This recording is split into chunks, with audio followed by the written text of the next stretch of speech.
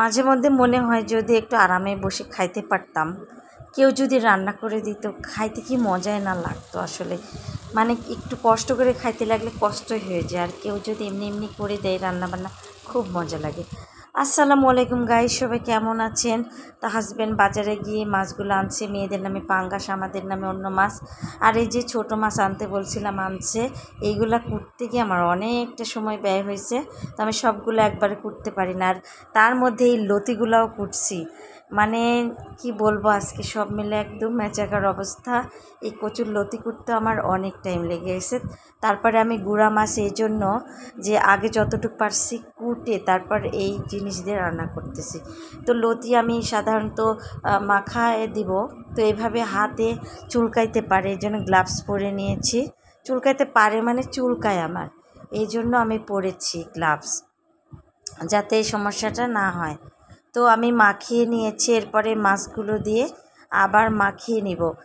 আর আসলে চচ্চড়িগুলো এইভাবে যদি মাখিয়ে রান্না করা যায় অনেকটাই ভালো লাগে বেশি। অন্যভাবেও রান্না করা যায়, তো মাখিয়ে কিন্তু বেশি ভালো লাগে। তো পরে আরেকটু তেল অ্যাড করে দিয়ে আরেকটু মাখিয়ে নিব আমি। তো গাইস, কেমন করে আপনারা খান আপনারা অবশ্যই কমেন্টে বলবেন। আর আমার রান্নাবান্নার ভিডিও কেমন লাগে আপনাদের কাছে, যদি এতটুকু ভালো লেগে থাকে অবশ্যই লাইক কমেন্ট শেয়ার দিয়ে পাশে থাকবেন। হ্যাঁ, আর যারা আমার ইউটিউব চ্যানেল থেকে দেখছেন ভিডিওটি, অবশ্যই লাইক কমেন্ট করবেন এবং সাবস্ক্রাইব করে রাখবেন চ্যানেলটিকে। আর পাশে থাকা বেল বাটনটি প্রেস করে দিবেন, তাহলে নেক্সট ভিডিও আপনার কাছে পৌঁছে যাবে। আমি যে কোনো ভিডিও ছাড়লে আপনার কাছে ভিডিওটার নোটিফিকেশান চলে যাবে। তো গাইস, আর মেয়ের নামে রান্না করতেছি, এখানে পাঙ্গাস মাছ ভুনা করব। তো আজকে আর বেশি কিছু রাঁধতে আমি পারবো না একবারে। তো আজকে রান্না করতে একটু লেটই হয়ে গেছিলো। আর মেয়ের এরই মধ্যে চলছে পরীক্ষা, আর পরীক্ষাটা দুপুর 1:30 থেকে আরম্ভ 4টা পর্যন্ত।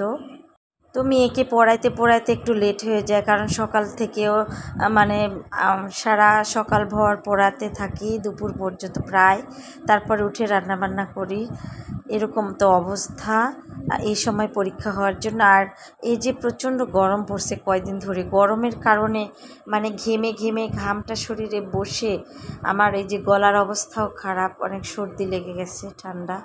আমার মেয়েরও তাই, ছোট মেয়েরও তো সর্দি লেগে গেছে। ওইভাবেই আসলে সব কিছু এখন মেনটেন করে একটু হচ্ছে। তো ভিডিওটা ভালো লাগলে সবাই শেয়ার করে দেবেন। আজকে এই পর্যন্তই, আল্লাহ হাফেজ।